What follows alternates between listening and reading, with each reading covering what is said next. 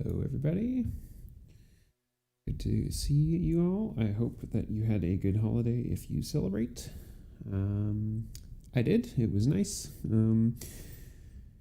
Yeah, so I thought we'd look into Telharmonic with a bit more detail today, because as I've mentioned in my past streams, I am considering whether I still want it, because I really only use it in analog shift register mode, and I really, to be honest, haven't even played with the other mode almost at all. So we're going to do that today and see if we can come up with anything that's interesting or makes me think, oh, I really need this. So, so you're talking Telharmonic, this guy. Like I said, I usually use it in analog shift register mode, or whatever they call it. But basically, Telharmonic is 3 voices, and it's designed for outputting chords or things that are at least in a key to some degree. So the very first thing that we really need to do with this actually is to tune it, because if anyone saw my last stream, you might remember that I knocked it out of tune while I was working on something else. So let's do that. Chip through our Disting, which interestingly, I noticed that the glass covering the LED on my Disting is falling down. I don't know what the heck happened. Let's see if I can fix that.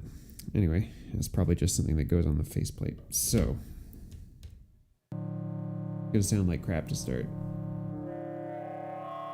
Gotta find the right output that has a nice...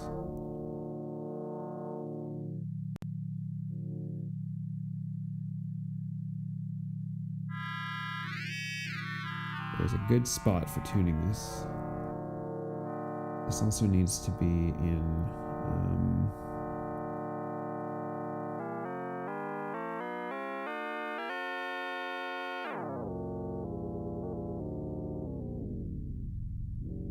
Sorry, I'm just gonna... Actually, I'm not gonna go in this mode. I'm gonna go in the mode that I know. That'll give me a single tone to tune with.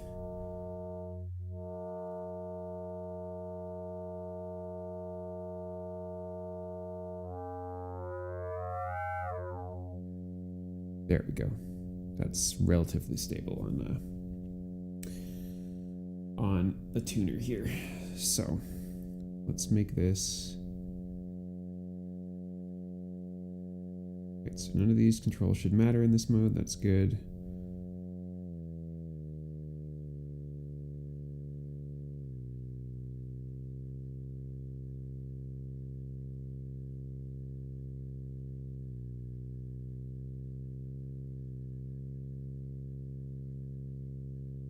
Approximately. Check the other output too. Ah, this is actually more solid.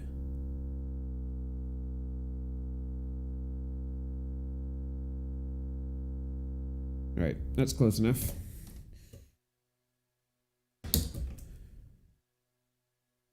Now we need to go back into the original mode. Okay, so in the original mode, things have, all these controls have a lot more use in a lot of ways. So the first thing that you need to do is to set the tonic. The tonic control, if you're thinking music theory, which I had to brush up on again before I did this, but if you're thinking music theory, tonic control is like setting the key. So if I send a C to tonic, then the chords that Telharmonic should be generating will be in the key of C. So let's just get the out first.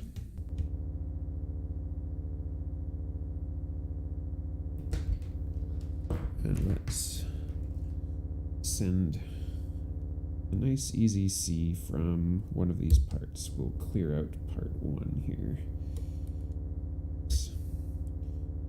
And we'll just do a single step, length of 1 with a C5. Run that. Won't need gates yet, because we're not going to mess with gates just yet. So there we have what should be a C. Not sure whether I want. Let's do a lower C. Let's do a C4. Okay, so now that you have a tonic patch, the other two controls are the interval and degree controls. So first off and most important is the degree control. The degree sets, like if you know music theory, it sets the degree of the scale that you're working with. Yeah, so it has a set of color codings, and if you look up the manual, you can see what all these things are. But you can hear that it's generating pretty consonant chords, right? All the way down to very, very low chords. So, being that we're in, so if the interval is all the way counterclockwise, it means you are in the root position. So interval is used for changing the inversion of chords. So like,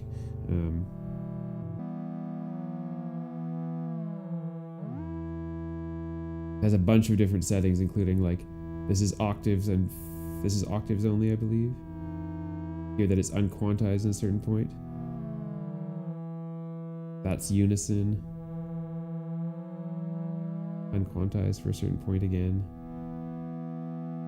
Roots and fifths. And then those are the three inversions. Root position, first inversion, second inversion.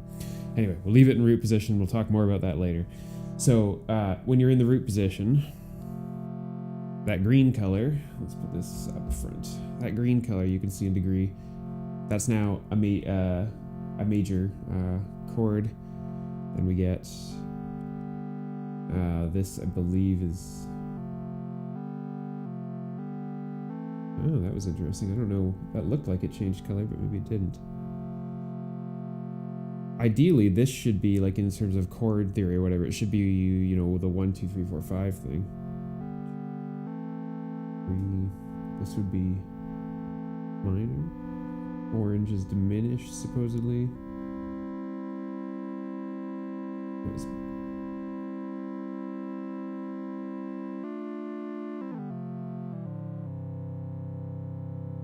green as a major.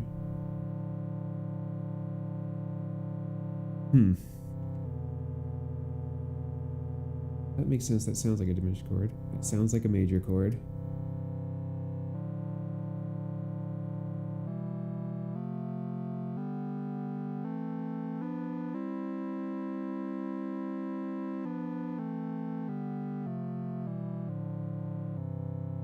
But so if you even listen to it, you can sound that it's you can hear that it's generating the correct chords. Like it sounds musical, right?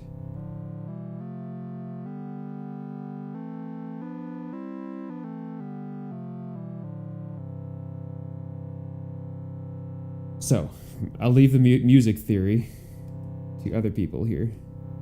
I need to turn off this H-lock thing 1 sec.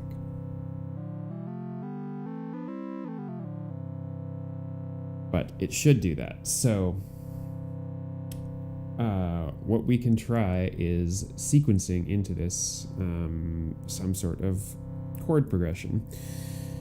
This is going to already stretch my music theory skills even further, but I believe that like 1, 3, 5 or something like that is some sort of common thing. So we'll use stages just because it's easy to put together a few voltages here. Let's just concentrate on that for now.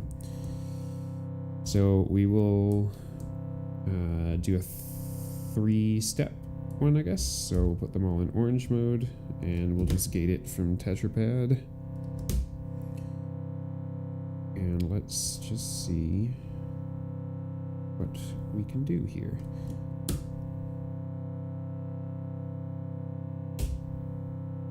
Alright, so that's step 1. That's good. Next step should be 2, or should be 3.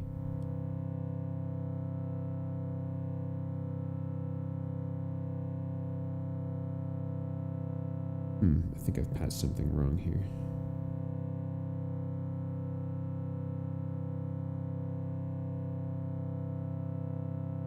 Do these need to be looping? Is that what it is?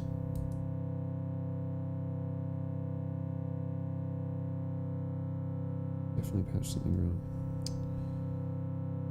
Oh, what am I doing wrong here? 3 stages. I patched left or right to left. Should be progressing. I need to set this first one as a loop. Nope.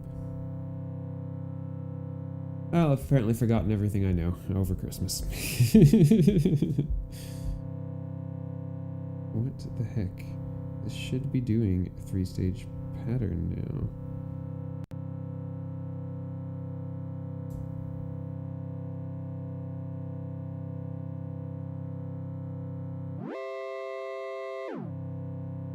I can get one of them going. What have I done wrong here?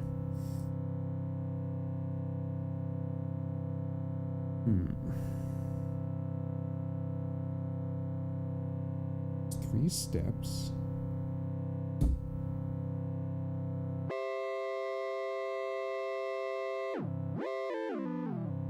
It's definitely gonna have to be attenuated.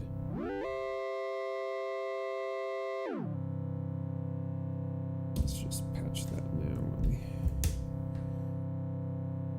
Unity.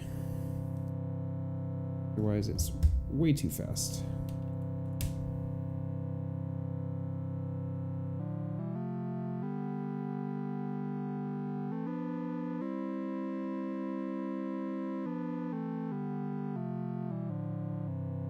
There, now it's an octave, basically. But why won't you give me my steps? What am I doing wrong here?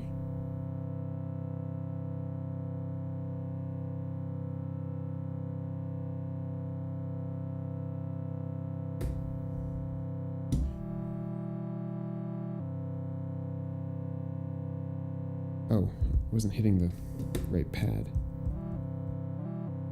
There. Duh. Alright, so 1.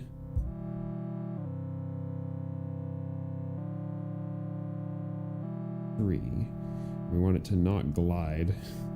And then we want it to go to 5.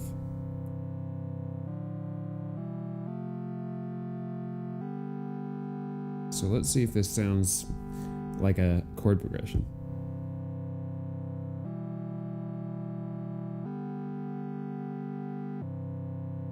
Sounds like a chord progression to me.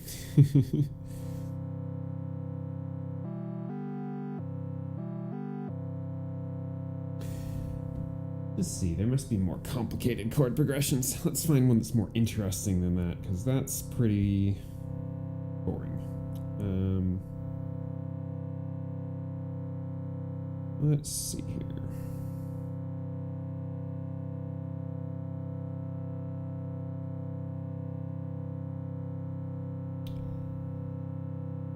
Got some chord progressions. Take some guitar chord progressions.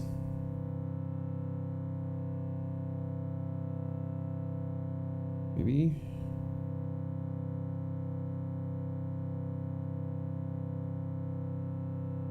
Well, I don't think we can do 1, 4, and flat, or 5, the 7th of the 5th one, because I don't know that Telharmonic can actually manage that. Maybe by sequencing interval, but I doubt it. Come on, just give me a few easy chord progressions.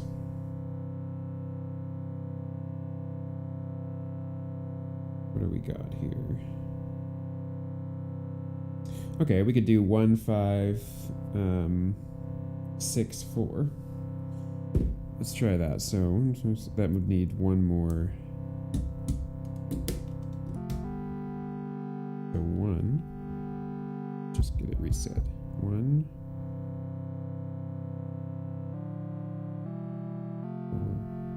4, 5, 6.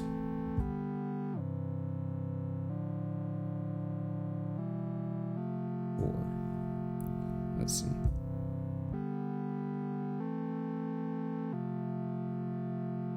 That sounds kind of like, I don't know,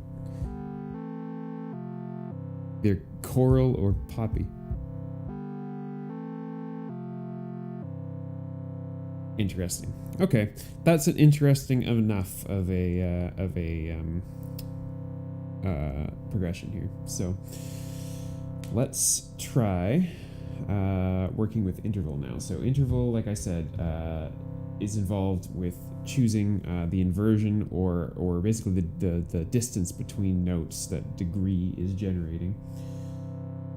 So, right, so what we're at right now with the interval all the way over is just a triad. Move this a bit. That's second inversion. And then first inversion, I believe. Wait, no, this is second. Yeah. Inversion, first inversion. That's root position, actually. Ah, I see why I was interpreting these things wrong. These all the way to the left, all the way counterclockwise, isn't actually the root position of the chord. This is the second inversion. This is the first inversion. This is the root of the chord. So now this might sound different.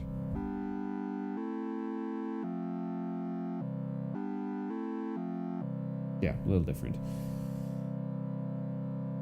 All right.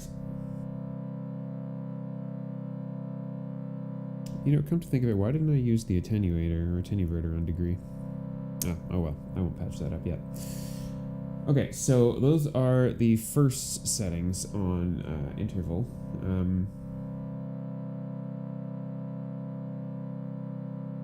So now this is going to start continuously detuning itself.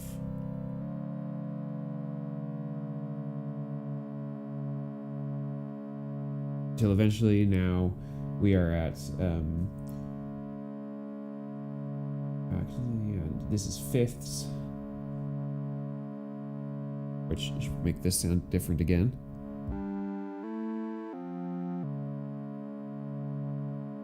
And then continuously, that's actually fifth. Continuously detunes again.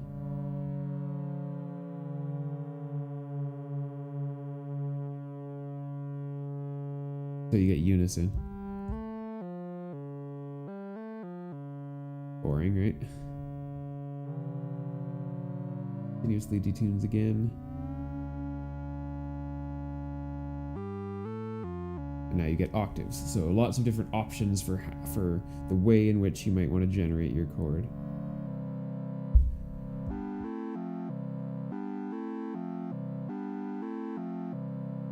But we'll leave it at that for now, although what we could do is also sequence the interval into something else interesting. Who knows? Why don't we do that? Let's use stages sort of as our sequence generator in general here. We'll take this and put it into interval, and we only want it going in a negative direction right now.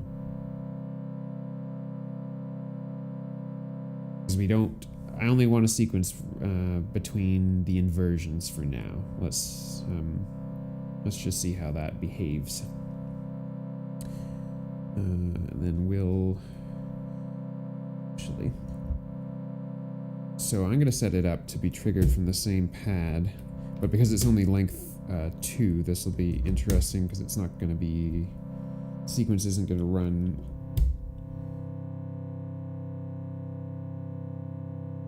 Just see if this does what I think it does.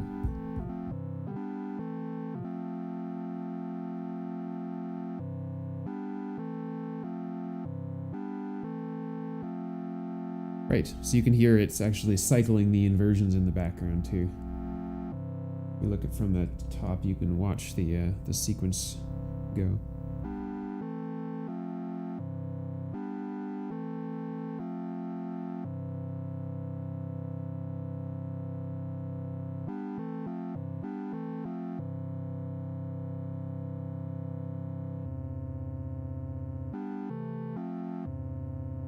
Definitely like this inversion better. Cool. I like that. So, other things that we can do with Telharmonic, other than patch chord sequences like we've done. And obviously I haven't, this is a standard oscillator, so there's no VCA built in or anything like that, so I could certainly put this through a VCA and all that, and I might do that later. So the other controls that are involved here are also interesting. So D gate makes it so the degree won't actually change, even if the value you've patched into degree here changes. It won't update the degree unless you send a gate into D gate. So let's do that. I'm gonna just use the other pad of tetrapad on the D gate here. By the way, I'm still waiting on my tet to come. At some point I will get it, but it's not yet, sadly. Okay, so what should happen here is if I cycle the first trigger that I was already doing, you should notice there's no change in the degree. Yep, the only thing that's changing is the interval right now. Now if I hit D gate,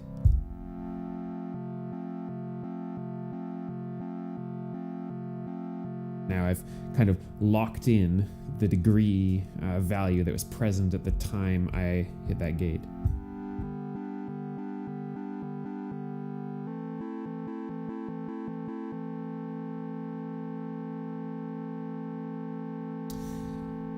Hi Ken, good to see you. Happy New Year in advance to you.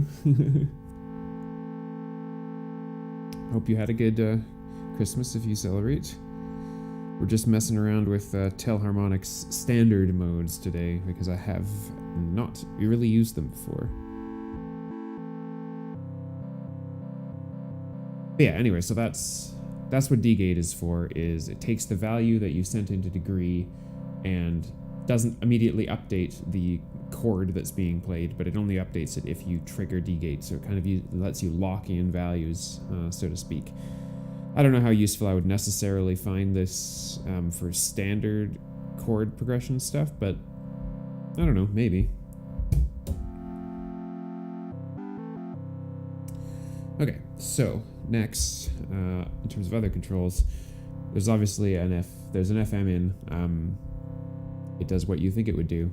Frequency modulates everything. The N, P, and H outs are just different sort of algorithms to make sound. It can be interesting to blend them together, and I think we will do that in a little bit here. Yes. Other things, centroid and flux affect the sounds that are coming out in different ways, so depends on the algorithm. Generally, flux influences the way that centroid influences the sound. I won't get into the technical details of it, those you can all read in the manual, but it allows you to make some interesting sounds for sure.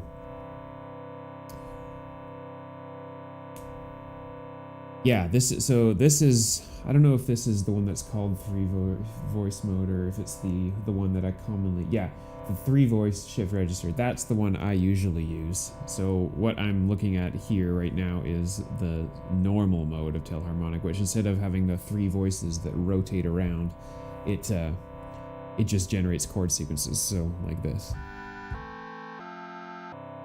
Yeah, nicer sounding one.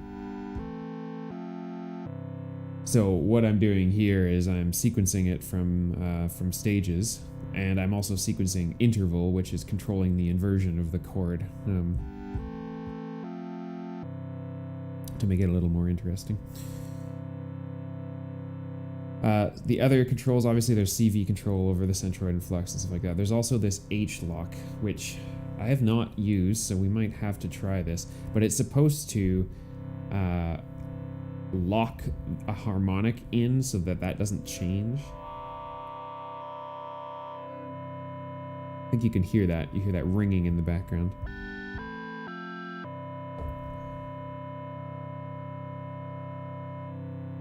So if we like pick a harmonic out, Let's see what sounds good.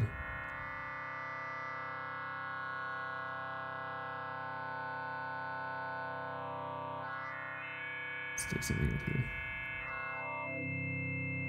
Oh, that's kind of nice, actually, in a way. Yeah, so we've kind of made the sound even more interesting by maybe a little painful, but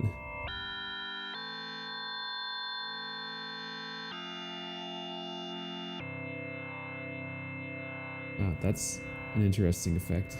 It's almost a filter-like effect. Anyway, so that's H-Lock. I really have not used that very much. Just to be honest, I haven't done a huge amount of sound sculpting with Telharmonic. It's mostly been figuring out the degrees and getting it rotating around.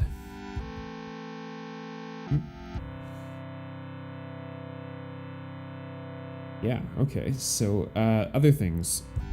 Gate out. You can probably see this flashing every time I send something in. This triggers gate every time the degree changes. So if I wasn't like fully sequencing this and was sending some amount of random values into it or something along those lines, that could be interesting to use a gate, whenever the degree changes because your random CV that's being sent in changes, trigger a gate that triggers an envelope which triggers VCA so that you essentially can play a note, so to speak, every time the degree changes. Alright, so I'm going to quickly repatch this so that we don't use this attenuator here.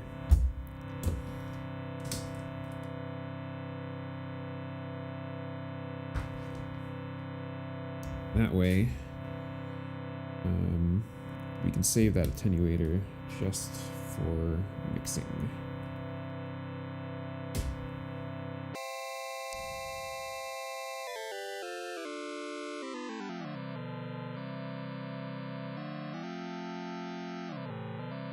Tune this again.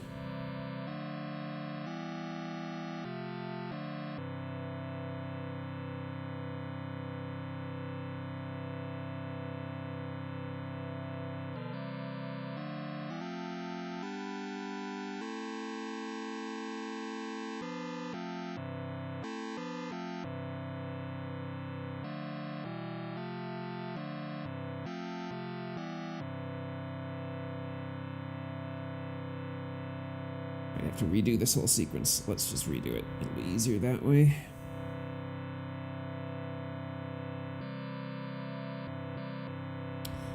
Let's not sequence interval for the moment so that we can see this more easily.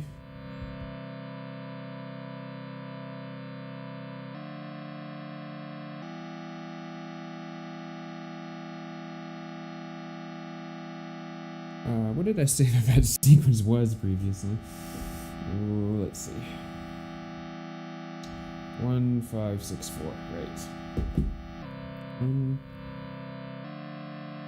2, 4, 5, 6, 4. There we go. All right. That's better. Now we can put the inversion back in to make it interesting again. So, let's mix together some of the outputs.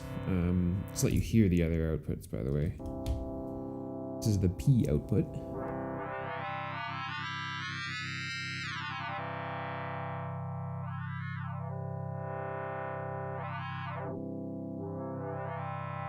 And N is just noise.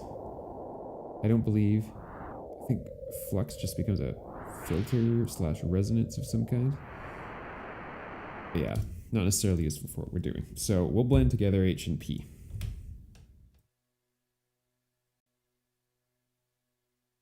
Goes both into here. Out into here.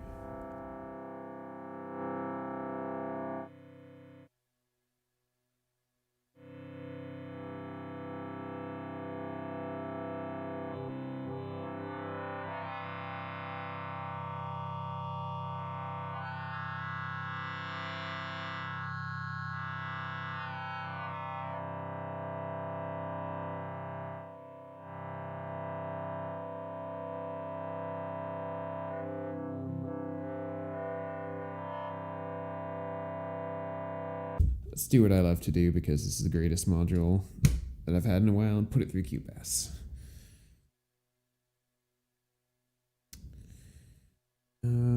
What would be interesting here? Maybe smile pass a bunch. Let's just do mono for now.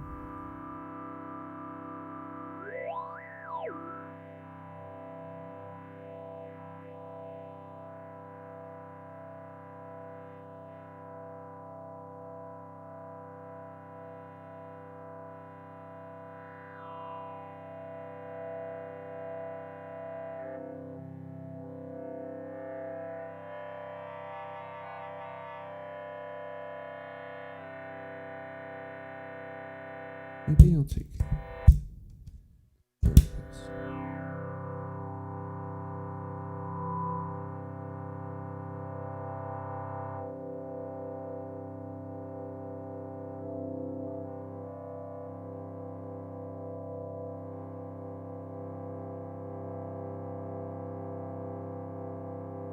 So, needless to say, there's about 16 different points that I could modulate on this to make this very interesting. So, for sake of argument, let's modulate everything. See what kind of weird-ass sound we can make out of this, and then we'll stuff the chord sequence into it. Okay, so what shall we modulate this with? So I have no availability left on stages. I can make some LFOs on PAMs. How about that?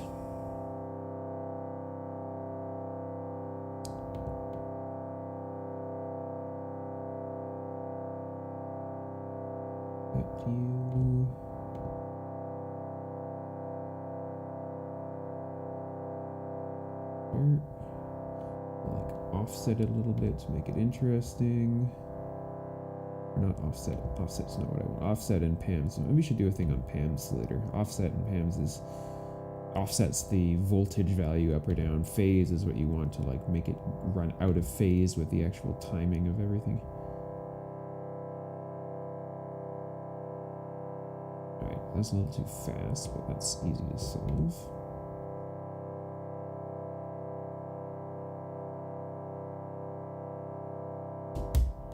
This into Centroid.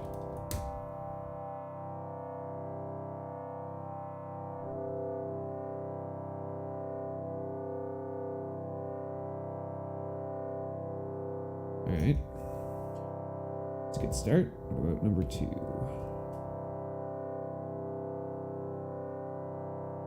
This guy will use, let's not use this, let's use a triangle. And we will phase it a little more.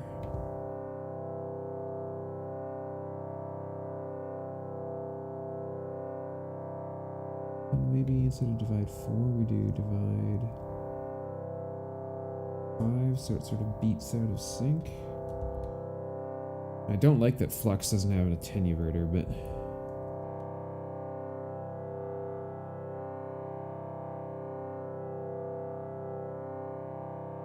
you can already hear that's pretty interesting. Hi, Jijor. Always 30 minutes late. It's cool. So I'll give you a recap since you always ask. We're just looking at Telharmonic and specifically the default mode for chord sequencing that's built into Telharmonic rather than the free voice shift register thing that I usually do with it, because I'm trying to decide whether I actually want to keep Telharmonic or not. So I patched up a very simple chord sequence into it. We went over degree and interval and all that sort of stuff, and now we're modulating it. This is the really easy chord sequence we have. It's 1, 5, 6, 4, 1, I think. And then we're also modulating the interval, which changes the inversion of the chords. So we got some good modulation of centroid and flux going on. Let's see about modulating Cubase. If any of you, by the way, are familiar with, I think it's called Chaos Devices. They have a complex envelope/modulation generator called the Zadar that I'm possibly interested in, just because I've been noticing lately that I don't I want more interesting sources of modulation, more than just sine waves or stuff like that, and it's a lot more difficult to patch up something that modulates the modulator sometimes. Zadar can do really weird envelopes and stuff like that that you can also loop into LFOs, but if anyone has any opinions about that, I would love to hear them. Okay, in the meantime, let's just take this continuous smooth out of marbles. Whoops, I'll need a longer cable for that. Let's try it in a few different places in QBass.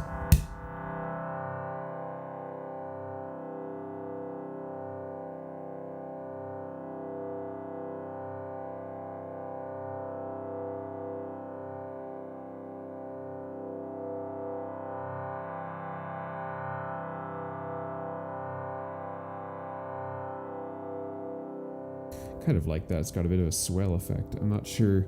I might not keep it because I'm not sure that I would want this to not be, or the swell sounds to not be sort of in some sort of musical time, but I'll keep it for now. You could also use marbles for rotate.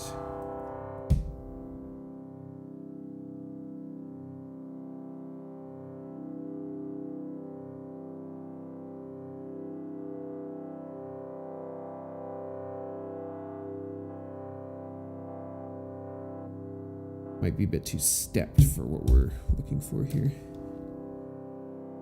You know what I haven't done with yet is pinging these weird things in QBass, the upside down exclamation, right side up exclamation point things. Let's just ping one or two. Ugh. These cables are just too short, but then the other cables I have are much too long. What does this sound like?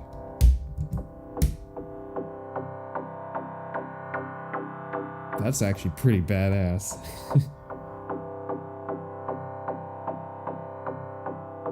Apparently we're not going to make ambient today. We're going to make, like, I don't know, retro electro or something.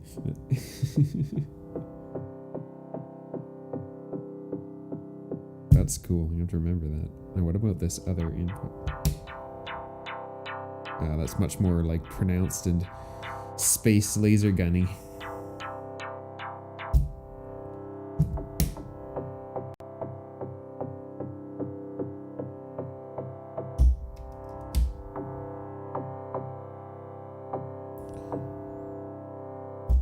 Cool. I'm gonna have to find a use for that at another point in time. Okay, I think let's come out of this in stereo. Maybe we'll take the smile pass on the right. Let's just see. Stereo.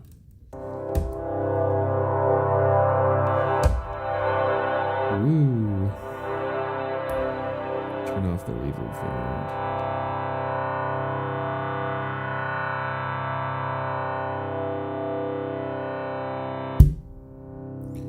Holy yeah, I think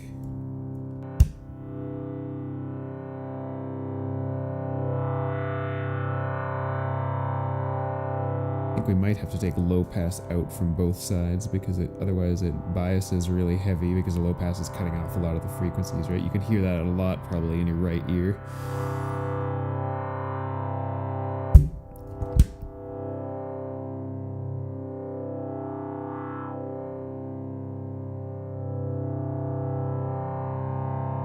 Why is this so... Oh, no, I'm going left mono in, so it should be able to come out of both. It seems still very biased. Oh, it's the rotate. I didn't realize the rotate actually stereo bias things too. That's cool. I guess it must both, because rotate in QBass is supposed to, there's two filters or two like filter points in QBass, and they're supposed to spread out or come together based on the radiate rather, not rotate. I can't read make noises writing, but I guess it must also stereo pan things a little bit. Whoa. So it goes right. That makes it go left. and vice versa. Cool. Yeah, this is my first wiggle since Christmas. I haven't touched anything at all. The only thing that I've done is try to get some of the dust out of all this, and manage to apparently break my Disting. The screen has gotten loose, so I'm gonna have to pull the front panel off and see what the hell's going on there. But yes, that previous sound was the beginning of a nice kick, wasn't it? And yeah, QPass does have a very cool, very unique sound. I'm not sure that in stereo I wanna... Well, I could mess with the radiates a little bit. If I feel like if I sent the same voltage into both sides, but inverted... no, because if you invert the voltages, then one would go... No, you definitely don't want to invert the voltages. You want... Yeah, if you want just the shifting effect, you have to send them both the same direction. Because if they go in inverted directions, you get that stereo back and forth effect.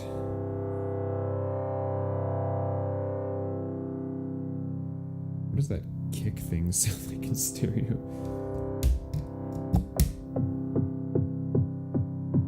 Definitely nowhere near as good in stereo.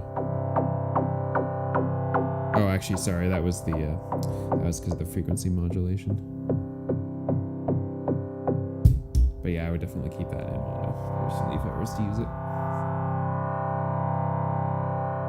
Just the plastic cover. Just the plastic cover. I was worried initially because like the plastic cover had fallen down a little bit, and it totally looked like I had dropped something on it or something like that and just cracked the screen. I was like, oh no. But yeah, it's just loose in there. I think it probably just needs the front panel off and maybe a little bit of glue to hold it in place or something. I don't know.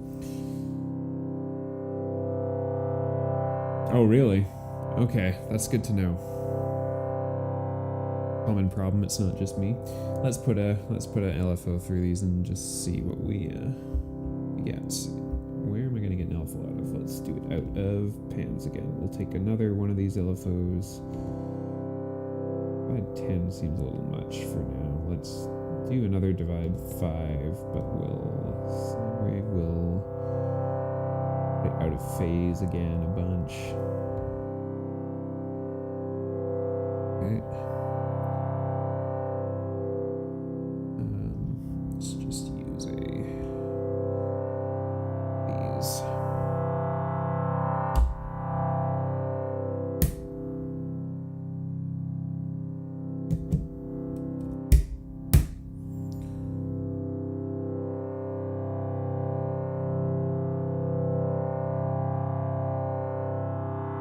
Yeah, see if I invert it, it's...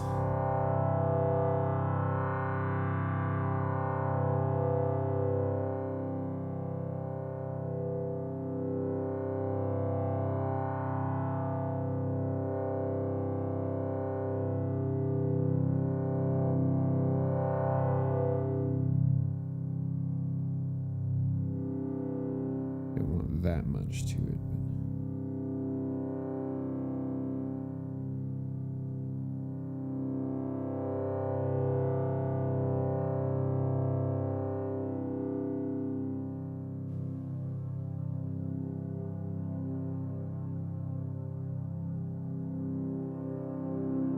Let's turn the reverb on.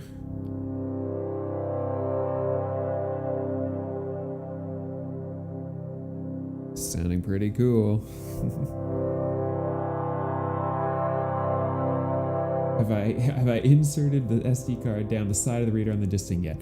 Every single time I put the SD card in there, that is what happens. It does sound sort of choral in a way, doesn't it? And I haven't even put the chord sequence into this yet, so let's maybe do that next. So I don't really want to just gate it myself, but what shall we gate it with?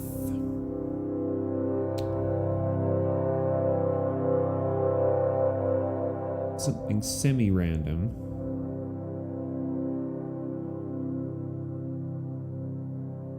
But not too random. I could just generate a sequence on Vector that has randomly normally place gates, I guess, but actually we can't really generate it that way because the generation algorithms all place gates almost every single step, so.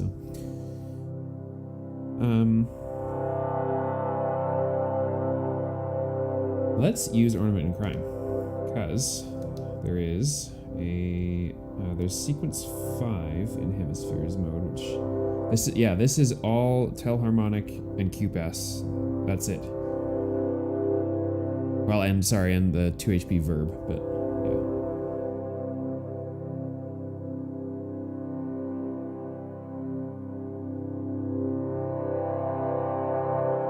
yeah. Yeah, it's got this trig seek mode.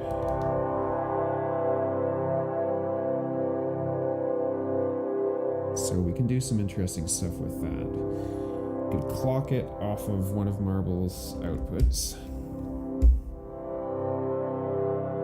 And you can see, I'll put this on the top down here.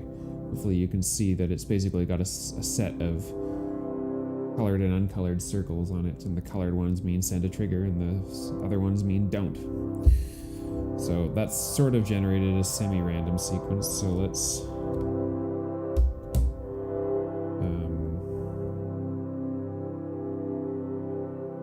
we could do both of these sequences. One could gate the chord sequence, and one can gate the inversion. Oh, that sounded really angelic there. Okay, so we'll gate the chord sequence.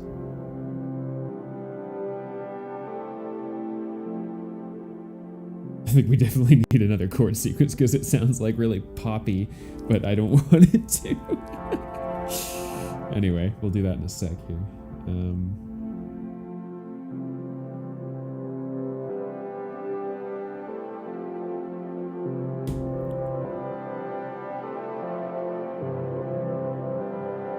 Let's change some of these.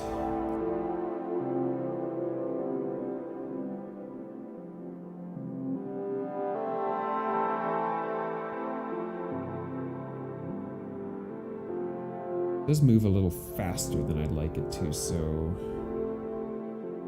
let's... oh shoot, right. I still forgot to plug in my Ornament and Crime. Or screw it in, rather. Stay. Do that little trick we did last time of sending the gate through Shifty in order to delay it a little bit.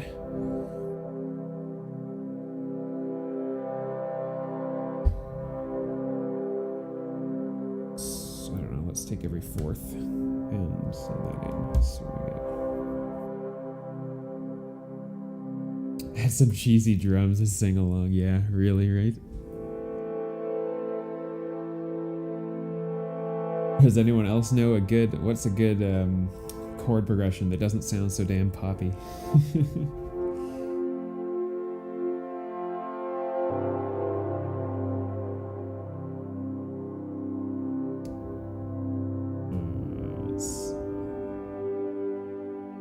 All I can, of course, find is popular chord progressions.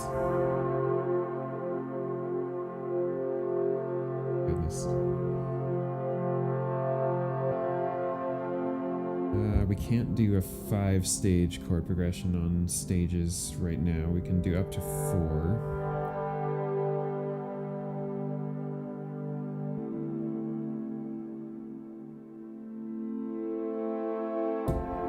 Alright, temporarily I'm going to patch the gate so that we can resequence this here.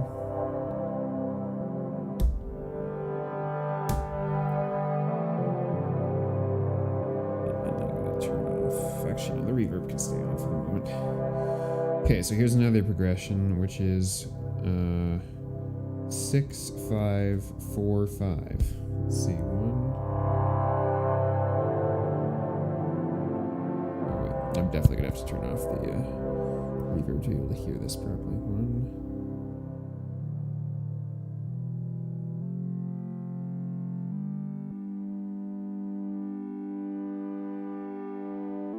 6, 5, 4. The last one. 5.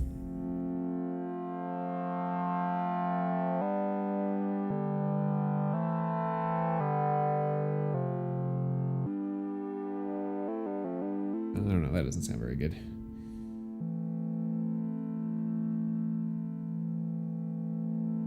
What else we got? This is a crappy website for finding chord sequences. We are in the key of C, by the way.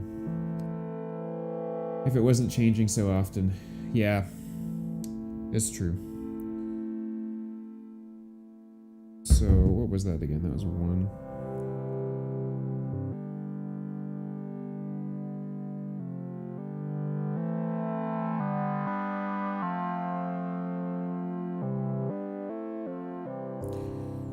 Okay.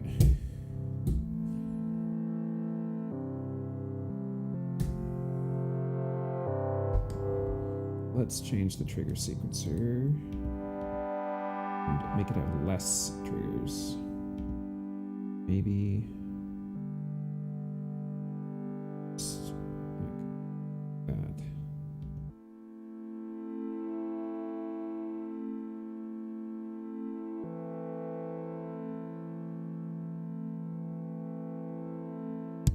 Reverb back on.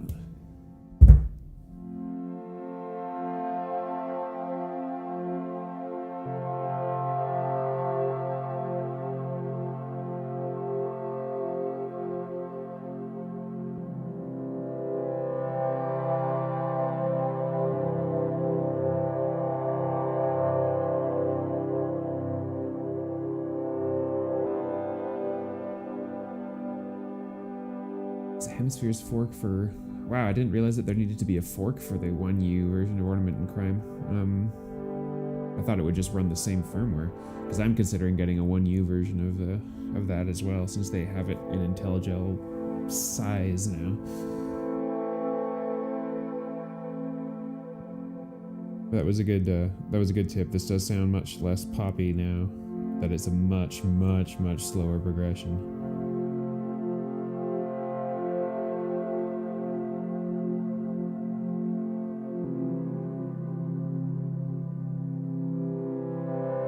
Overall, this sounds pretty darn cool. Yeah, that's the one, the by Plum Audio or whatever. Do you see they have another IntelliGel size one now too? That's, I think it's a clone of an Mutable Instruments module. One of the discontinued ones that does like drum loops or something like that. Yeah, Peaks. Yeah.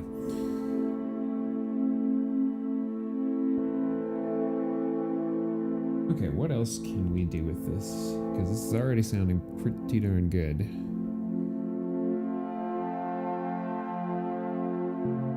Thinking about something with the gate out that triggers... So the gate out on Telharmonic triggers whenever the degree changes. Not when the interval changes, but only when the degree changes. So I wonder if there's something interesting we could do with that. Useful news that if you wanted some drums, you have to synthesize them. That's correct, until Tuesday when the simulator that I bought on sale is gonna get here. Yay! I'm very excited for that. Probably gonna be a few streams of trying to see what I can do with that. Yeah, I was able to get one of those on sale. I couldn't find the TET anywhere that was in Canada and actually in stock, sadly, but this will have to tide me over until then. Yeah, I watched the stream again by State Azure on the sound on sound mode that it has, which looks like it's going to be really, really cool. I know, it's ridiculous. IntelliGel is in Canada, and yet they ship to all of their dealers in the States and other countries before they ship to the one dealer in Canada that carries them, and before they have any in stock themselves. It's literally, I could take a half-hour plane flight and be at their headquarters. But they don't have any there, so... And I'd have to pay US dollars because everything they have is in US dollars because, I mean, business-wise it makes sense for them, but too polite. Yeah, right.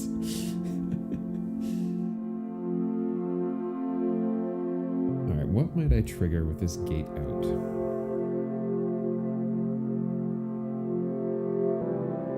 I'm trying to think, is it worth CVing something on the reverb? Ooh. I think the only thing I can see on the reverb is mix, so that's not really helpful.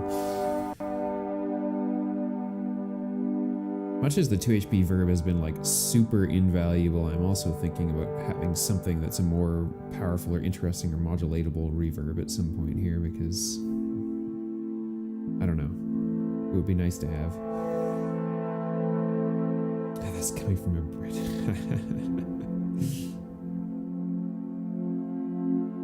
The ZDSP or whatever? Is that what you're suggesting?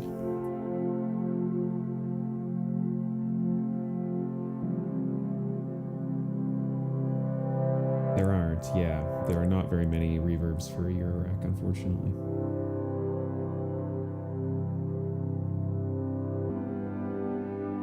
Yeah, the ZDSP is one, the new one is one that I've considered, but just because it has that Valhalla reverb card, which is like, you know, everyone and their mother uses that in ambient music, done in the box, right? Oh, Z5000 Z-verb. Okay, those I don't know about. I'll have to look up. I was also considering the Milky Way from Endorphins, because it has multiple different modes on it and all that sort of stuff, and it's really small. I debate about, I almost at one point traded for a Make Noise herb verb, but I don't know, it's huge. It's so huge. And it's got tons of modulation, but I don't know that I have no idea if I would actually use that much modulation. So I will have a look at those three, because I'd not heard of them. I do have space, but you should see my plans. I have everything planned out for what I want to eventually get to as I get the money to buy more pieces, and I don't know whether I have room yet. After getting the assimilator in there, the Morphagene in there, I don't need any more voices at that point.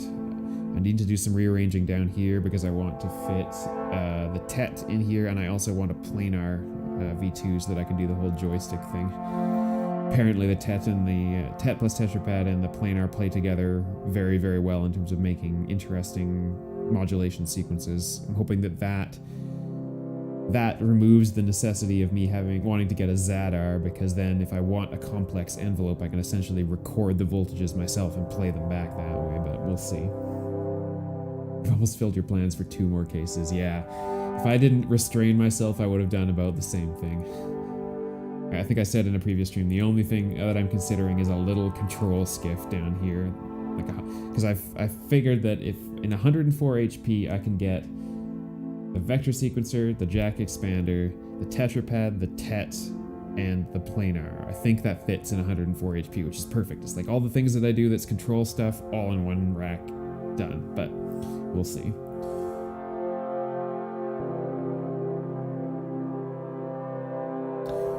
Okay, where should we go from here? Gate triggers. What could we trigger with gate?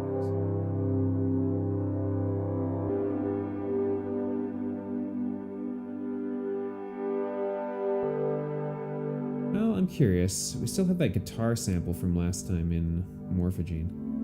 Oh, it does. That's the layout. Oh, there you go then. I wonder if we set Morphagene to trigger on degree change. Just see what that does. I don't know that it'll be any good, but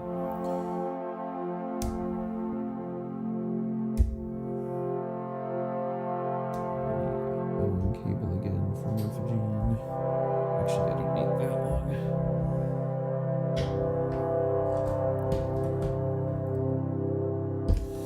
Cables need organizing. I pulled everything out earlier, did not put it back together. Where have all my long cables gone?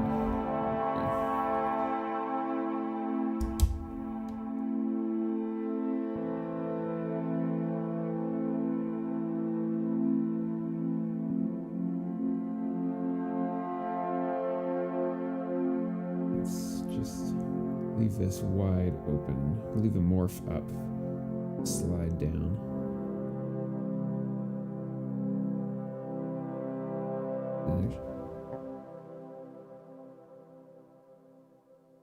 Okay, we're gonna temporarily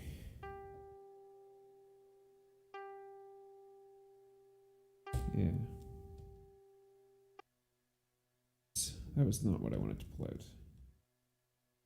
No, that was what I wanted to pull out because we need to change. I'm just going to temporarily patch it into Tetra.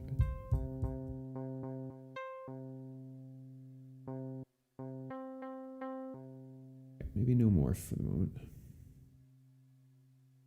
We have 8 HP left. Maybe I did have something planned that I was going to put in that spot. 8 HP. What would I have put in there? I don't remember. There must have been something.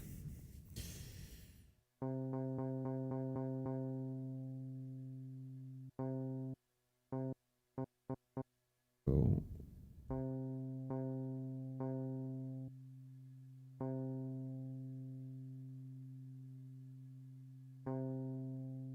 It is on modular grid, yes.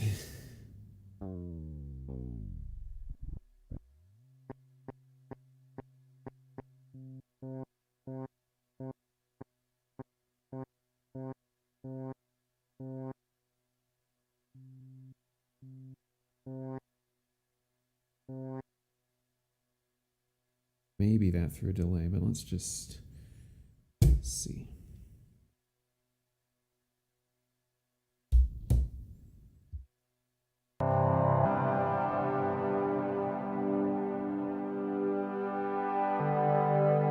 Get through Rainmaker into some form of delay. What do we get from that?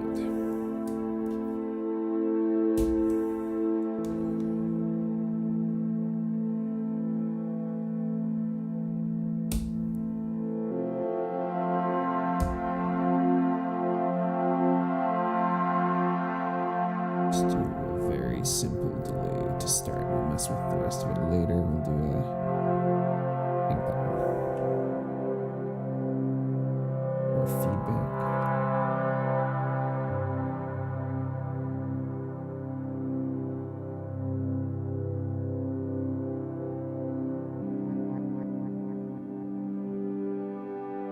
Okay, that was way cooler than I expected it to be. It's a little too loud and needs some shaping, but that's pretty.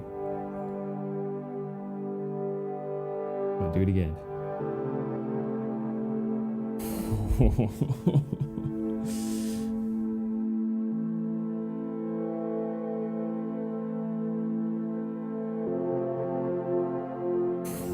I really like that.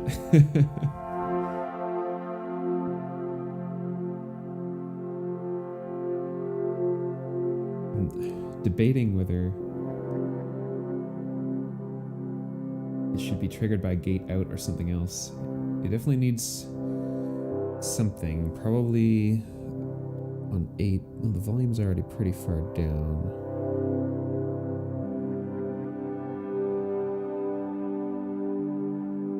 Put in reverb too.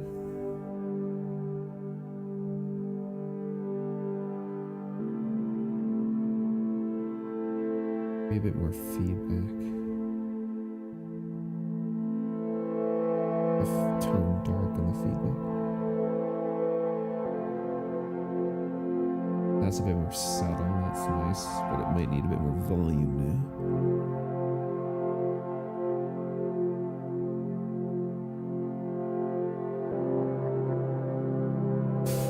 That's way cooler than I thought it would be. Yeah, right, record 10 hours, shove it on YouTube, done. that is a guitar sample just playing a C note from Morphagene. It's reversed. It's still in scale but reversed. I had to mess with the gene size and a little bit to get it to do exactly what I wanted. And then it's going through Rainmaker, just the ping pong preset, which is really simple. I think all it has is, let's see. Yeah, 2 taps on 2 and 4, which makes sense. And they're just panned, hard panned left and right. And I don't think there's any other. Oh, there's actually a low pass filter, but I don't think it's turned on. Yeah, it's not really turned on.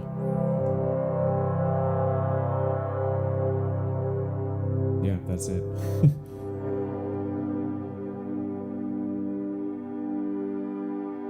Wonder about letting it do its thing on Morph.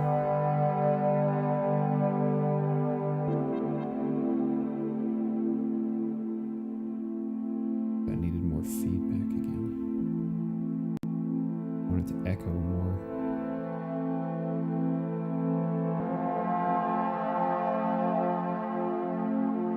What just happened there? That was weird.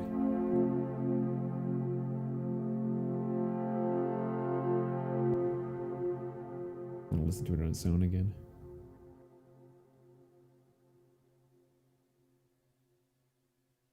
Let me test this sound a bit more. I'm gonna gate it myself for a minute.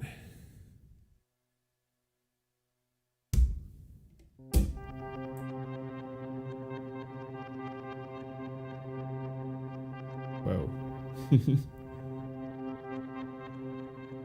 That's also very cool. I'm sure it does not sound good in context.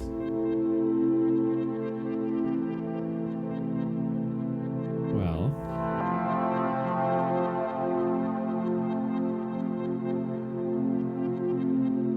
Maybe it actually does sound. It might need to be turned down on the volume a little bit. Oops, that was a bit too much.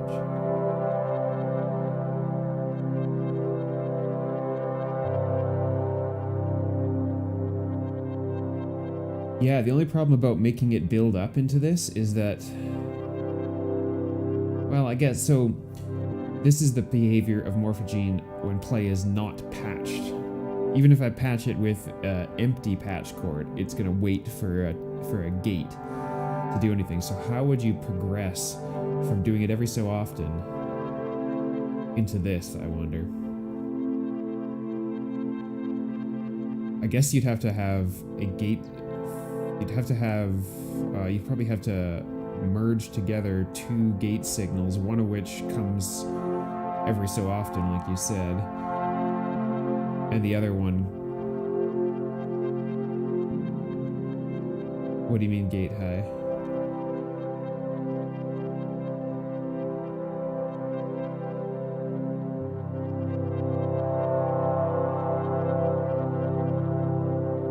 Fair enough.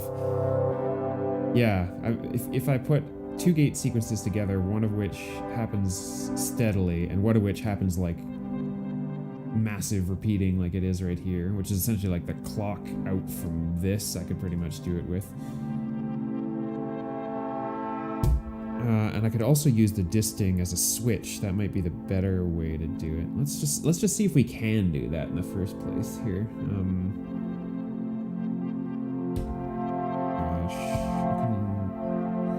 Let's just use this cable to start.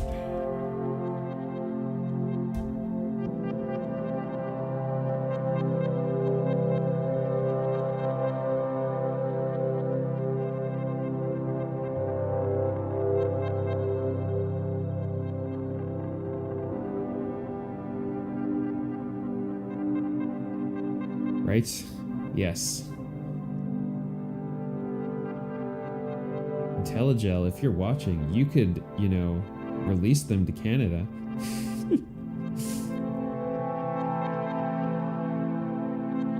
Yeah, that does work. So the fast clock from the noise out thing here on the 1U gets me approximately what it is when it's unpatched. So disting. I know you have a new mode that was added that has a switch in it. Let's see if you're in here though. Or if I have to go find the real manual. I probably added it at the end, I would guess. Shift registers.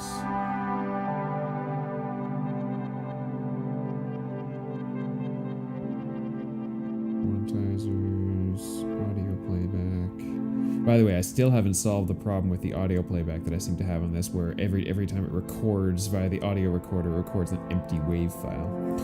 So I don't know what the heck that is, but I haven't had the time, obviously, to look at it anymore. Logic.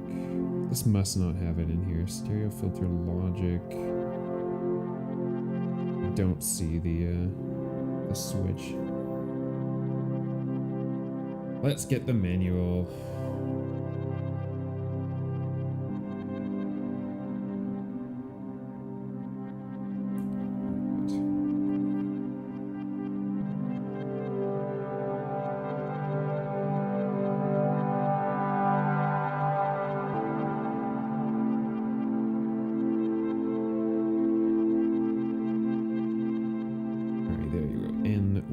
is the switch.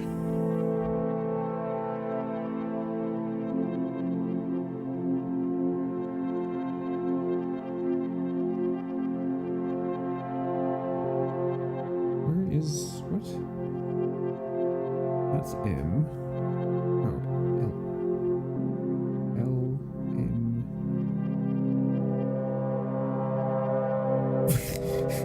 I don't know about you, but I cannot see the difference between L, M, N. N looks not like an N. Oh, it's like it's a single LED different from M. It's really hard to tell the difference. Okay. Anyway. Yeah, right. That tab stays open. I mean, yeah. Yeah, it's the new, I think it's one of the latest firmwares has this N1, which is a voltage controlled or triggered crossover switch. So, yeah, effectively directs, it directs an input to one of two outputs. That's not, and using only one output, the algorithm chooses between two inputs. That's what I want. Okay.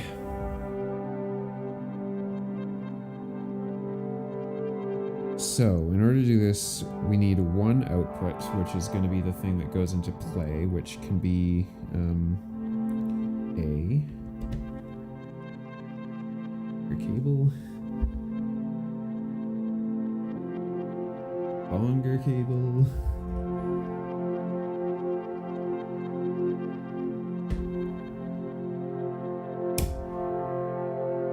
alright, and then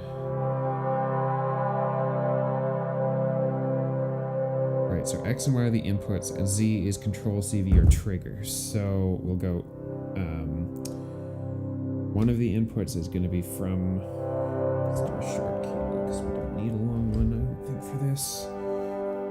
One of the inputs will be from a random clock, is what it's currently on, and the other input will come from something that's a lot less frequent.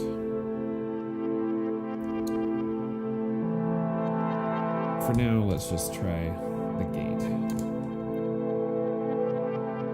It's not going to be enough. Right? Yes. Indeed. He adds new stuff all the time, which is amazing.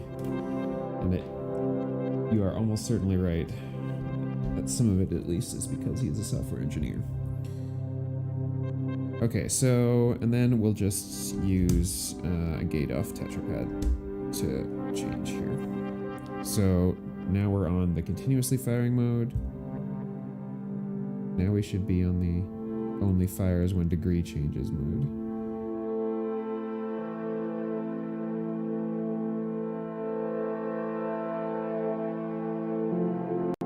Yep, there we go. Yes, what else was new that he added recently that was cool? I'm interested in trying this. There's a pulsar VCO, an implementation of pulsar synthesis, which I have never heard of before. It sounds almost granular. It says, small grain of sound is repeated periodically, followed by a small section of silence. The length of the sound within the repeating period offers a means of control of the timbre without affecting the perceived pitch of the sound. And changing the fundamental pitch without changing the speed offers pitch change, reminiscent of vocal or formant synthesis. It uses wavetables. Not messed around with that enough yet. Time to lose the SD card again. Yeah, right. Have you tried the audio recorder, by the way, and had any success with it on the Disting?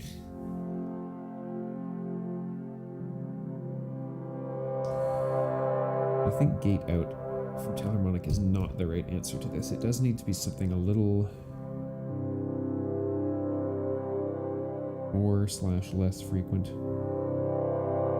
We could maybe take one of the extra outputs from Shifty here. So it'll sort of be in time with the interval changes, kind of.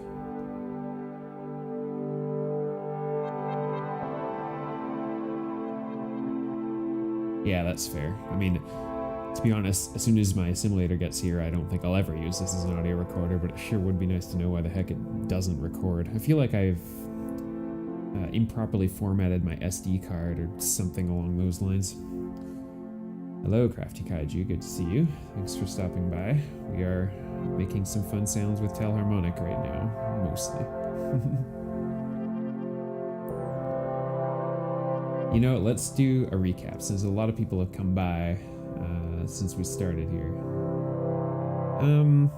Is it a slow SD? It might be. I don't remember where this SD card that I have and it came from. It might have been the one that came with it, but it might also very well might not have been. So, don't know. Alright, so a recap of what we're doing. We got Telharmonic here. It's running in its default mode, which is the mode that I never use, and that was the point of all this, was to experiment with Telharmonic. It's playing a chord sequence. Its degree is sequence, its interval is sequence. So the interval changes randomly, which changes the inversion of the chords. The degree is sequence, which chooses a chord in the key of C, which is what we're sending into the tonic. P and H out, which are two different algorithms for the sound, are coming out and being mixed together. We're also modulating centroid and flux with a couple of LFOs that are phase shifted from each other.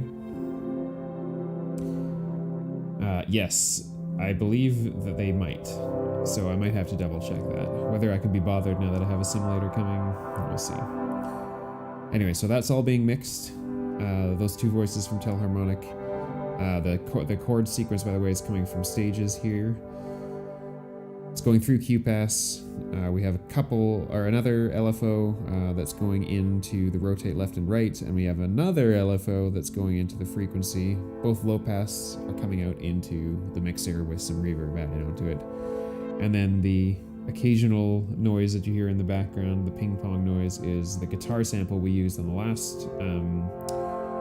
stream in Morphagene in reverse, being triggered going out through Rainmaker in a ping pong, very, very simple ping pong delay mode.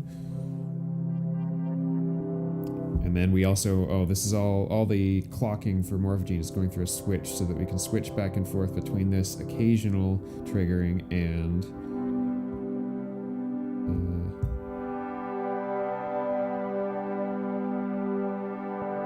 this other triggering that's not working.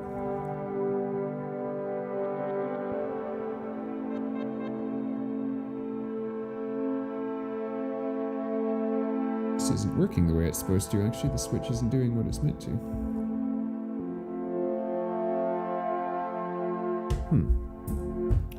What it's supposed to be doing... Oh, thanks, Ken. See you. What it's supposed to be doing is switching back and forth between a gate coming out through Shifty, which is just being used to slow down a sequence, and continuous fast clock coming out of here. But it's apparently not working, so what have I done wrong here? Oh, parameter 0 chooses the mode, whether the Z knob or CV is a direct switch or a trigger.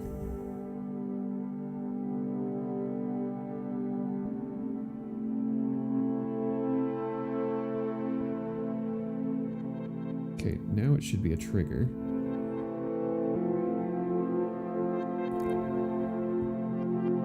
There we go. Now it's in the right mode. Okay.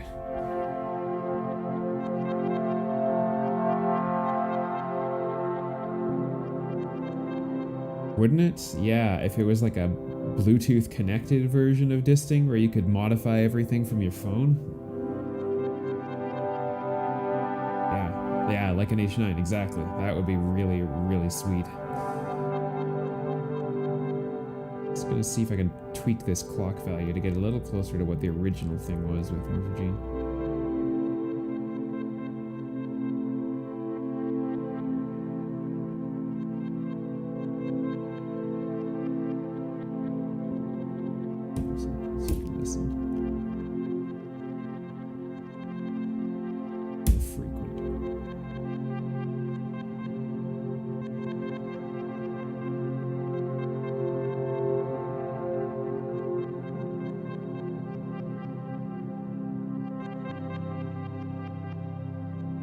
Right? I mean, they'd have to make a physical... That'd have to be like a Disting Mark V. Exactly, yeah. If I had any electronic skill, I'd be like, huh, I wonder if you can just like bolt one on. Do like an Arduino Bluetooth controller and have it influence stuff. That'd be interesting. It's interesting. I cannot get...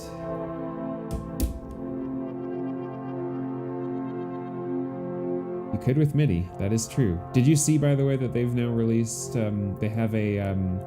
your 1U Ornament and Crime thing. They have a MIDI adapter for the USB input on IntelliGel cases into the Micro Ornament and Crime.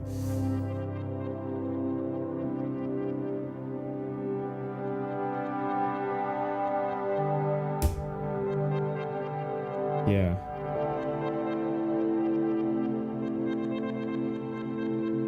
It's interesting. I can't get even a fast clock quite do the same effect as it has when you have the play input entirely unplugged on Morphagene.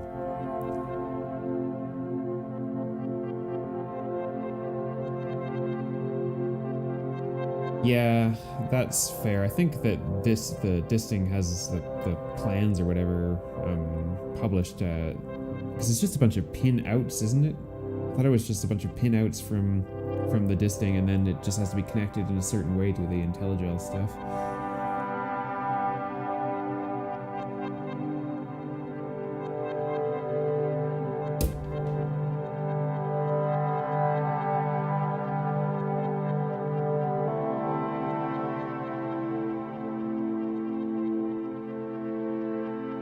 It's weird that I can't get it sounding exactly the same. It's like it's louder almost, or like the grains aren't blending together as well when it's not being played by Morphagene.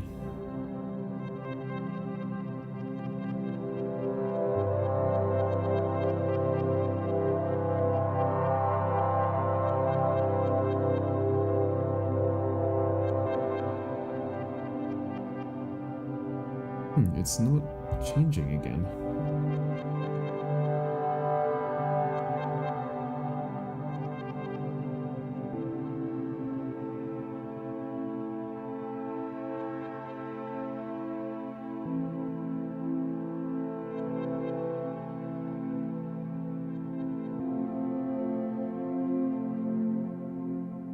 There's definitely something wrong with this switch thing.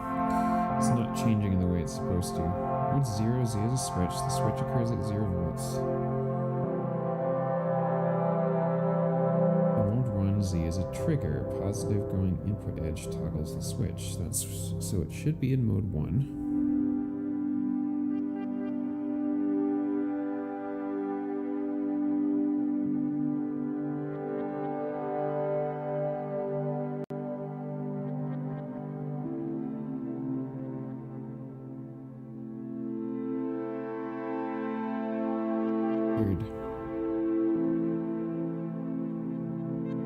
Oh, I see. So in this switch mode, you have to tweak Z to be less like in the blue side. So turn it to the left so that it's below 1, because it looks for an above 0 volt rising edge to trigger it. So if you have Z like the sort of default position already above 0 volts, it'll never trigger because there'll never be a rising edge that goes past 0 volts, right? So. Now, but if you put it below, now it switches the way I expect it to.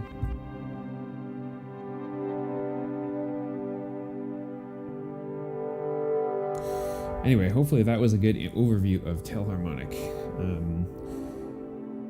Still debate whether I'm going to keep it. It is really unique, and I don't think that there are a lot of other VCOs out there, but I find that a lot of VCOs aren't really that unique. Like, they can make a bunch of different sounds possibly, but their functionality in and of itself isn't necessarily that unique. But this, I don't know of anything else that has the chord functionality built into it, plus some cool sounds. If you don't want it, you'll take it. Well, maybe. We'll see. I still have to decide. I need to go back over my plan again. And I still need to fix my other nano rings, so again, I may have to find someone in a wider scope and have it shipped off to them to fix, because I can't trace it. I can't figure it out. It's beyond me in electronics.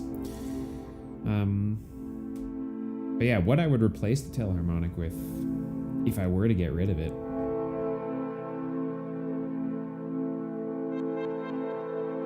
make a reel and say, yeah, I totally could do that, hey. And yeah, there are chords in place. That is true, actually. Bit less control over the, yeah, you can't like change the inversions and all this sort of stuff, but if I recorded this all, yeah, that's what I keep hearing about people doing too, is like getting a module, having it for a little while, recording all of the sounds that they possibly can out of it into samples, and then tossing the module. I would, if I were to get rid of the Telharmonic, I would want another voice of some kind, I think. Something unique. It's not covered by what I already have here, which essentially would be like a granular sampler, a normal sampler, plats for just miscellaneous stuff, rings for sort of carpless strong style stuff, intro is a complex oscillator. And yeah, Telharmonic was my, let's do interesting.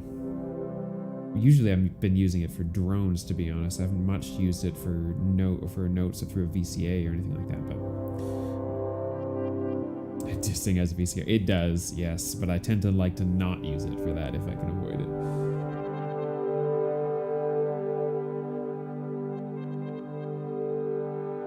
I do need more filters, but I have good plans for that.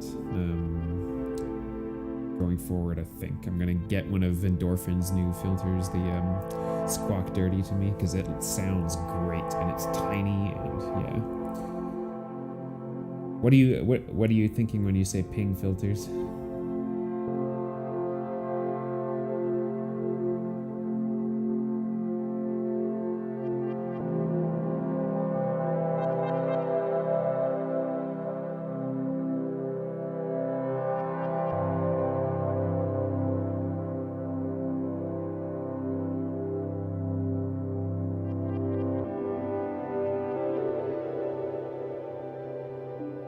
Changing the key of this, or the octave of this, really.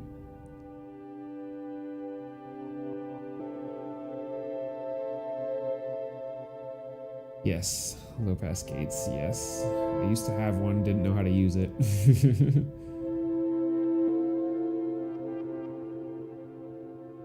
Produce a nice sign usually when you're actually pinging a filter. Like, I mean, the filter pings and QPass were those things that we're getting earlier on the with that sort of kick sound to it.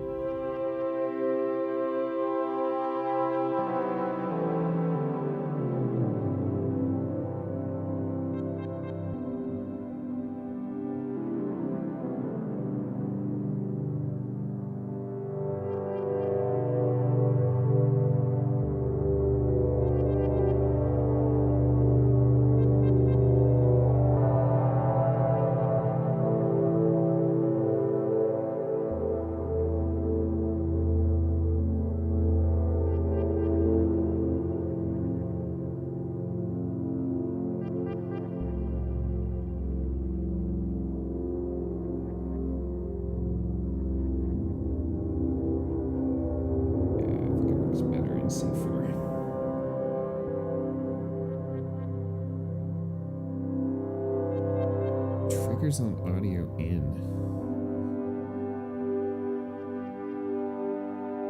Yeah, I still don't think I know exactly what you're talking about, but if you're talking QPass, like, what do you think I should be doing here?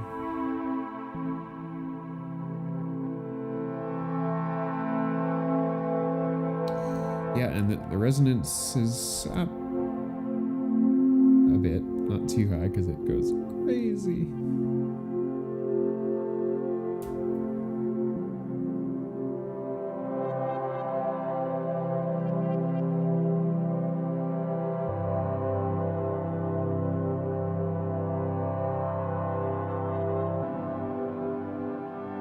So there's the filter frequency. It's on a clock pulse or short burst of noise. Oh, okay.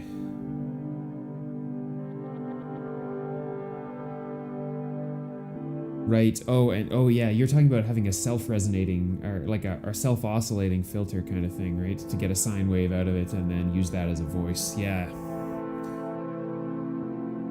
I get what you mean now, I think. That is another possibility. It's true. But you're right that I should probably just hold on to it until I have filled up my rack and no longer have room for it. That's still going to be a bit, most likely. So, and hey, what we just created here has been pretty cool, actually. Reverb on both of these? Yeah.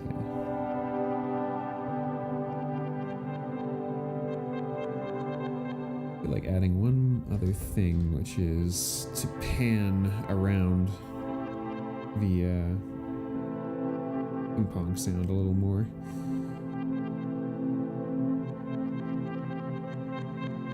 What? Let's just try a random.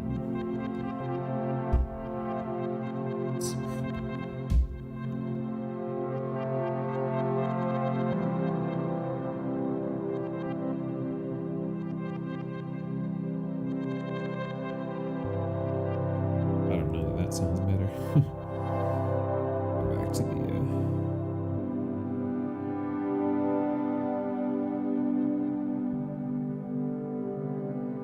having 4 resonant frequencies, almost like having 4 voices. Yeah, I suppose you're right. Using the radiate controls, you could choose what frequency you're actually on for each one of those, and they'd all be sort of related to each other in some way. That'd be an interesting thing to try on QPass, is like if you got it self-resonating, if you tweaked the radiate controls, I assume that you could get something that would be like a root and a fifth.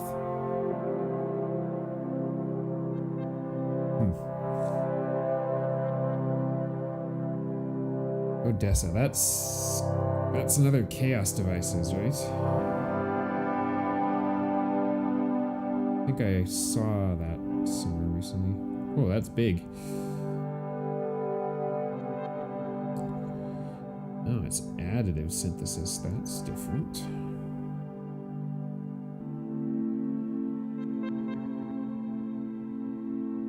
Is it actually out in Canada yet? It is. Variable spectrum harmonic cluster oscillator. Well, that sounds complicated. Detunable clusters of up to 5 voices. Okay, that sounds like similar to what you're sort of doing with the Telharmonic. I'm just reading its description.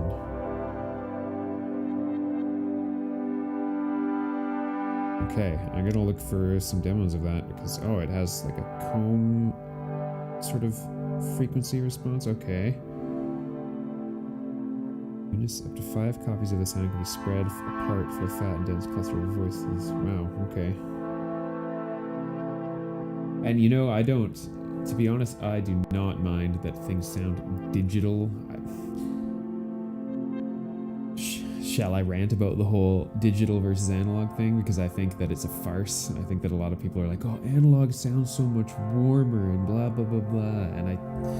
And are willing to spend $5,000 on that, quote, warmth sound. It's more like it sounds not in tune.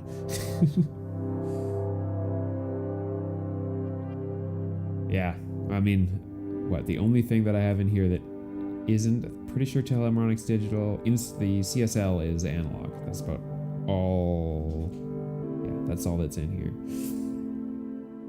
You can add the hell module to give each voice its own pitch. Okay.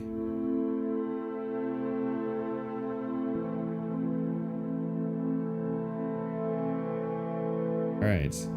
Yeah, this Odessa thing I need to look into more. Might be a lot of HP to spare, but yes, I will. I think that even State Azure did something on it recently, which is cool because, you know, he's my idol and all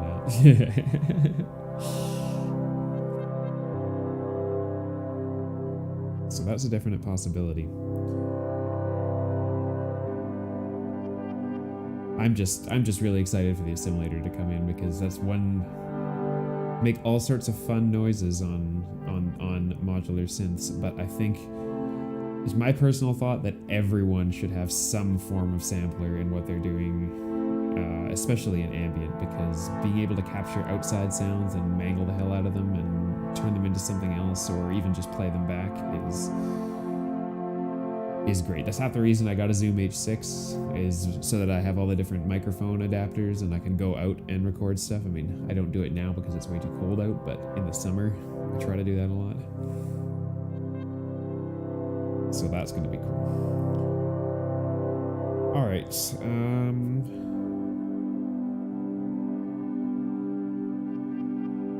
Yeah, I don't think that pan did much for it, to be honest.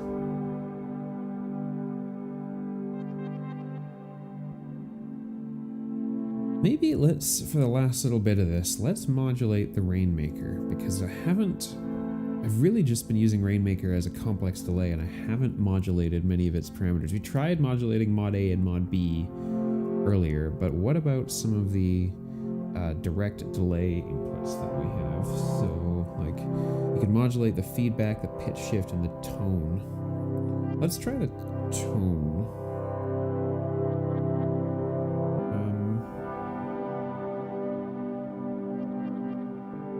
I'm not really sure what this is going to sound like, so I'll just put a random value from Marvels into it.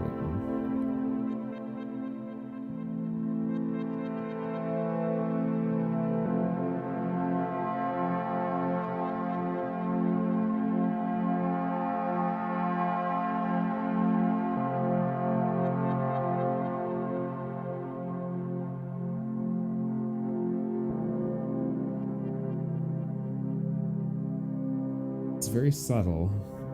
It is changing the tone. Let's do something less subtle. Let's do the pitch shift. That should be ridiculous. Yeah, it's gonna go all over the place. I'm in central Canada. Yeah. Means I'm as far as humanly possible from every store that sells anything modular related, pretty much.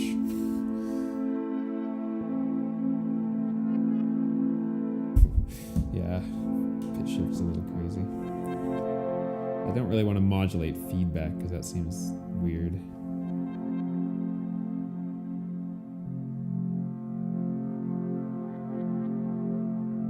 As in literally, yeah. Oh no, not from a east to west perspective, horizontal.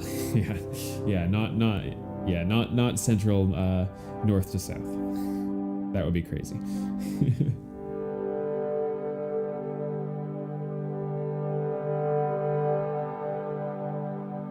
It gets cold and snowy enough here without having to go any further north. And I'm only about, what, 3 or 3.5 hours drive from the US border, so I'm not that far north.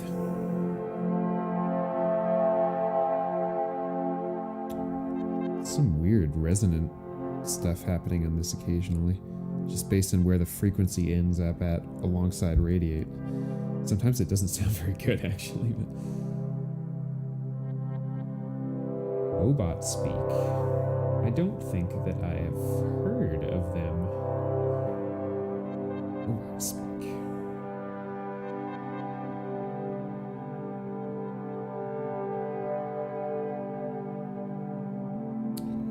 Independent source for electronics musicians.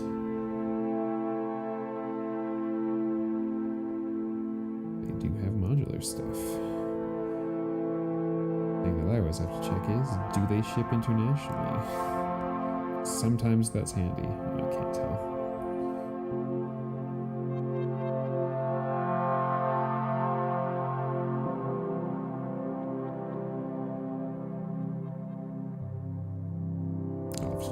Later. Because occasionally I do buy from the States when I can't find modules otherwise, but then duty sucks, shipping sucks, all those other fees suck, so I try to avoid it where I can.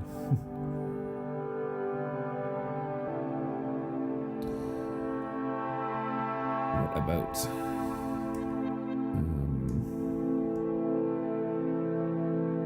modulation destinations?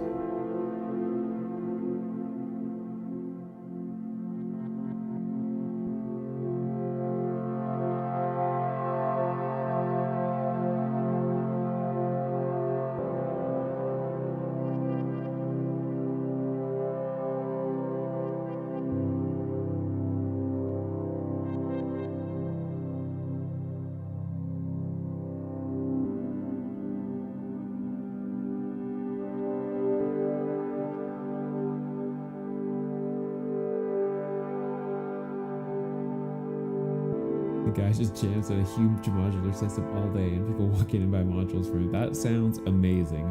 I would be there every single day.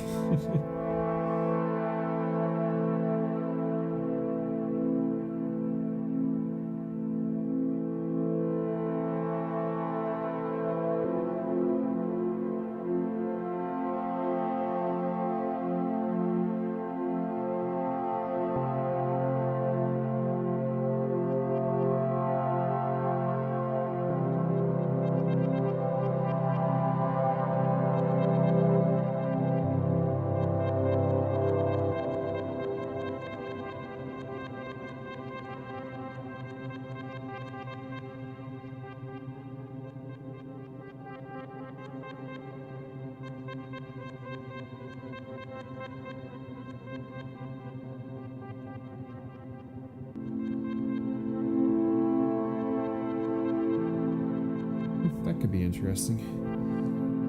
Mod A is the detune left and right, so.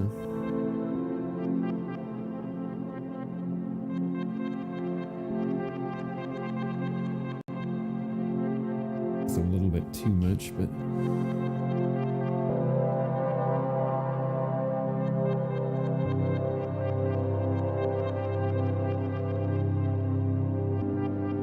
Stayed way too long to be comfortable for them. Yeah, the one time that I went down to LA and went to Perfect Circuit, I definitely did that too. I spent a lot of time in there, and of course I had my wife and other people with me, and they had no idea what was going on, so they were all like, let's go, and I'm not done yet.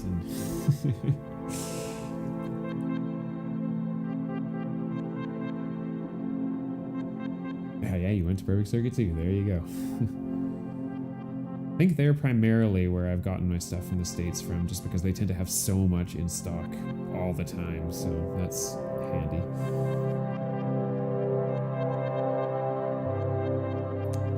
Giving that a little bit of detune makes things a little bit interesting. Back to the other occasionally triggered one.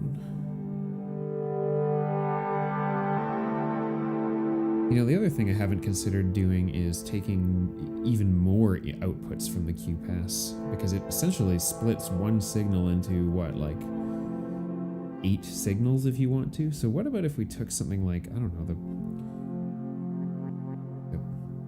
band pass out or something like that, and did something with it? I don't know what,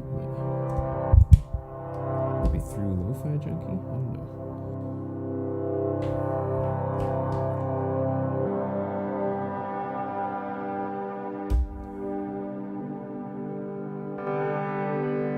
Make it a little too loud, but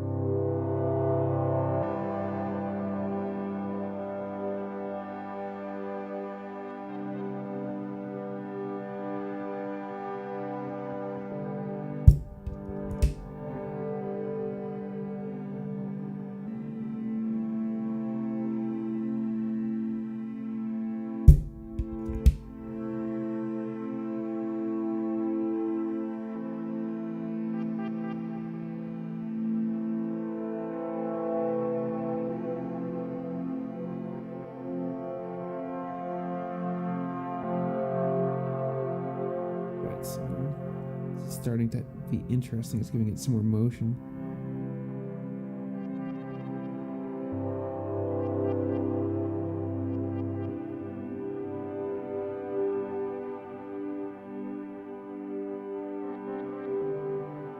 It was the thing, it's true, which is funny because it's really just like a notch pass or something like that, isn't it? So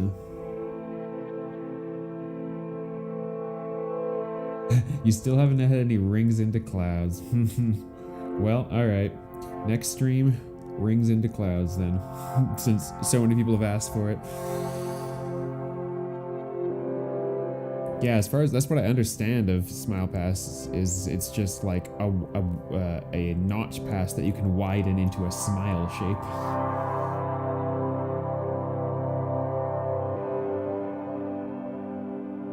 Anyway, I liked adding this extra. I just took the high pass out, put it through the Lo-Fi Junkie, just a little bit, full wet on the Lo-Fi Junkie. That gives it that detuned wobbliness that adds a little more to it. If I had another filter, I might take that high pass out now and filter it again and pull a little more out of it because it's a little harsh, but it is pretty cool. Yeah, honestly, I haven't done Rings into Clouds because my Rings into Clouds tutorial that I did, I mean, it's super popular, lots of people like it, but at the very beginning, when I first put that out, I had a whole bunch of people comment, "I can't believe that you would do this. Rings into Clouds is just so like basic and you know, so cliched, and everyone in Ambient does this. Why would you make a tutorial on it? This is just terrible." I was like, come on, man. Like, it's a sound that everyone loves. Rings into Clouds a follower goal. That's a good, decent idea. Actually, I need to update my. I'm almost at 50, which is cool. I think I'm at 33 or 34 or something like that now. So that's great because once I hit 50, I think I may be able to have a Twitch affiliate, which would be very cool. Not that I want anything out of doing this, but it's always cool to advance, so to speak. So, all right. Well, next time we'll do Rings into Clouds. Because why not? Clouds is, I don't know, it is very hard to get, I think. Are you running parasites on it, or?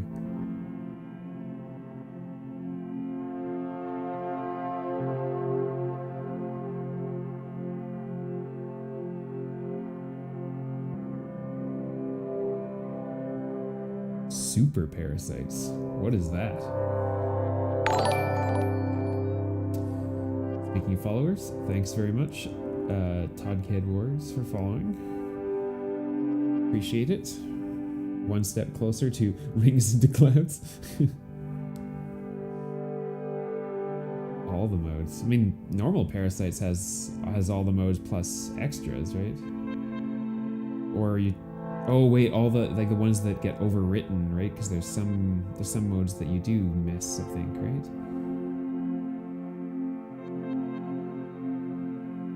Does Microcell have the sliders, or is it like 8 HP?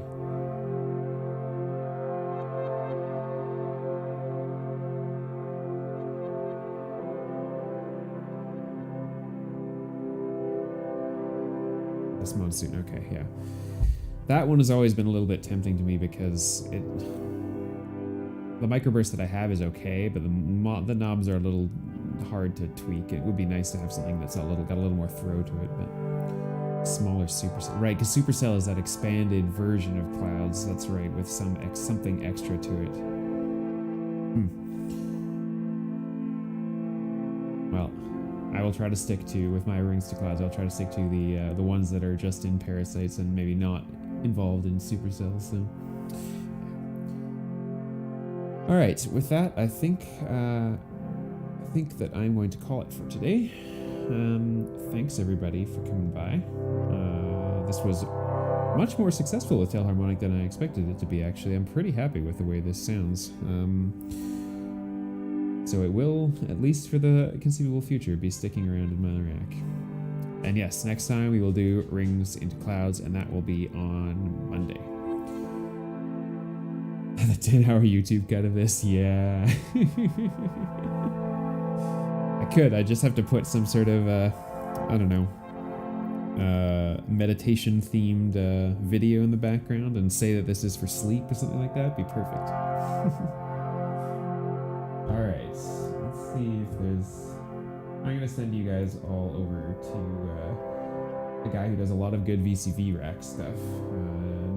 Is drone? Yeah, it's drone hands. Yeah. So we'll go hang out over there, and I will talk to you all on Monday, hopefully.